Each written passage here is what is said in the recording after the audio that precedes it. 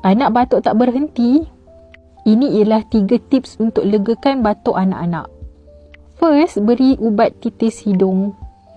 Kedua, minum air secukupnya. Ketiga, sapukan bahagian dada dengan belakang anak dengan minyak herba asma.